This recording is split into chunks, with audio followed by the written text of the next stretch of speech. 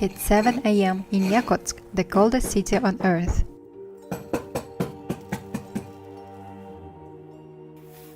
Lionel is 11 years old and a student at a local primary school. It's Monday morning and he's getting ready for another day of school. Today is a bit warmer than usual, around minus 47 degrees Celsius. Going to school in ice-cold temperatures is normal for the children in Yakutsk.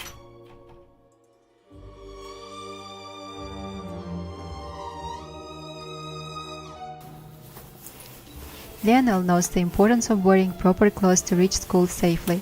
He puts on padded trousers and boots to keep his legs warm, and a warm jacket to make sure that the cold air does not reach his skin.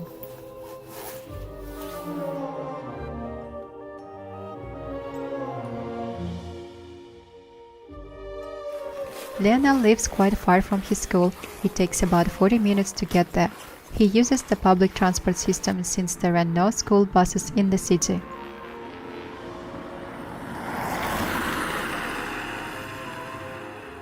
Luckily, there are lots of bus stops located about 200 meters apart, ensuring that locals don't have to walk too far in the cold. Lionel waits for the bus out in the cold, hoping it arrives fast. He can only wait for a few minutes, and sometimes when the bus is delayed, he must quickly return home to avoid getting frostbite.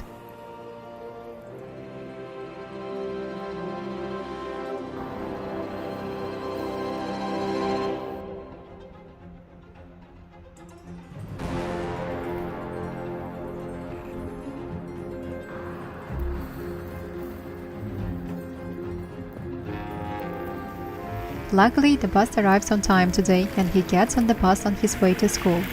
In Yakutsk, the buses generally have heating system to keep passengers warm during the extreme cold weather. Now Lionel can finally feel comfortable and warm on his journey to school.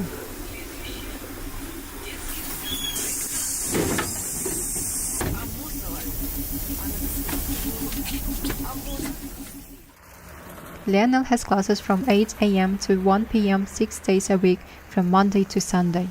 In Yakutsk, the school year runs from September to June like in many other parts of the world. However, when temperatures drop below minus 50 degrees Celsius, all the schools will close to help keep the students safe. But when the temperature drops to minus 49 degrees or minus 47 like today, students still need to go to school.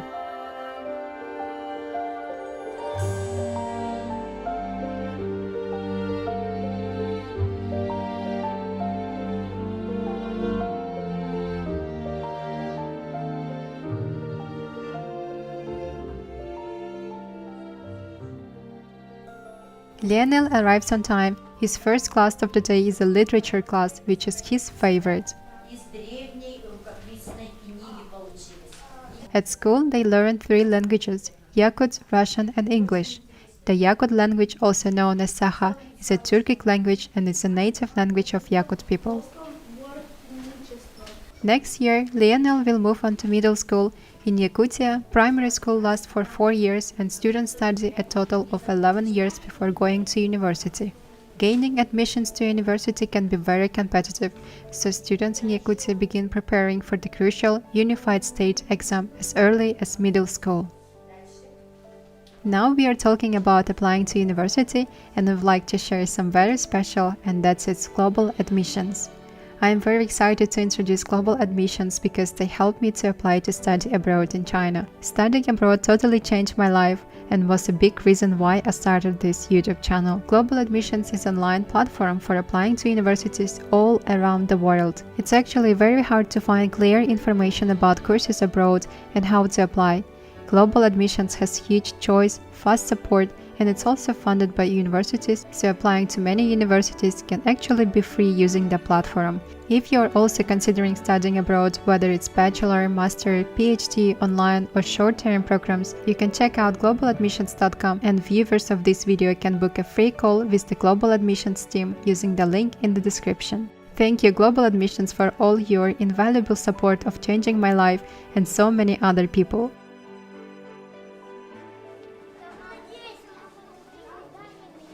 It's break time. Students have to stay indoors because it's too cold outside. Even though Lionel can't play outdoors, he takes every chance to improve his football skills. As you might have noticed, Lionel is not a local name. He was actually named after the legendary footballer. Lionel is passionate about playing football and aspires to become a professional football player one day, just like his idol, Lionel Messi.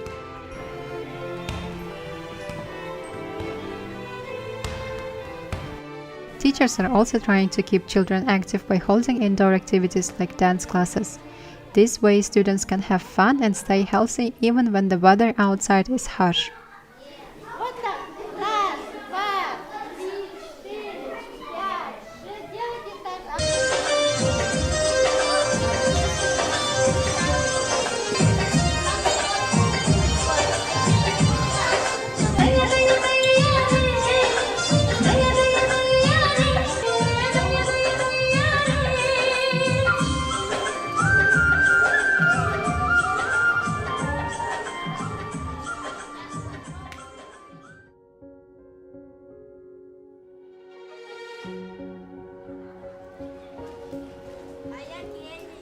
The school day has come to end and Lionel is waiting for his father as they have planned to go to the local food market.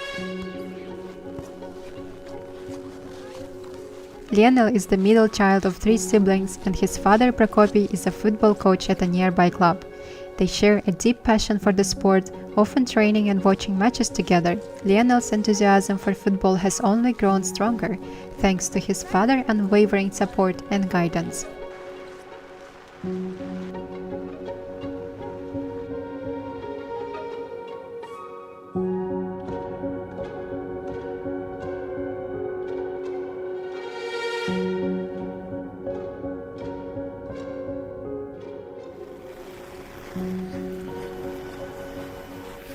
They arrive at the local open-air market to get some fresh meat and fish for their dinner. The meat and fish remain naturally frozen as the outdoor temperatures are even colder than those in the freezer.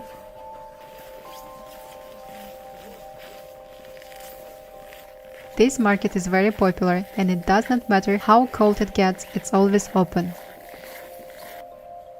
Local people rely heavily on meat, fish and dairy during the harsh winters. Fall meat is particularly popular and very nutritious. As a lean and low-fat option, it has been an essential part of Yakutian cuisine for centuries.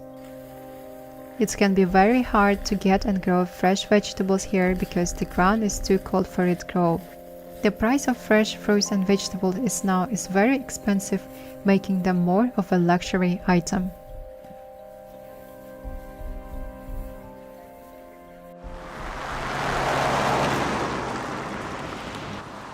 After a long day, Lionel and Prokopy return home. The evenings are the favorite time for the family as they can finally spend time together and relax after a long day.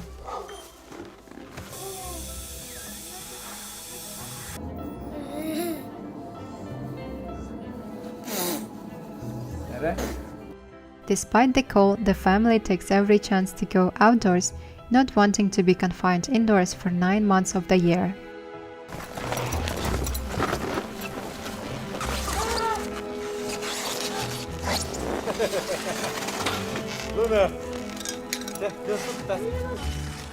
As you can see, we have learned to adapt and embrace the extreme climate, making the most of each day. For the Yakut people, wintertime is not actually as difficult as you might imagine. Living in the coldest city, it can be enjoyable with the warmth, love, and unity from a loving family. In the end, the most important thing is not necessarily where you live, but with who you live with and the people around you.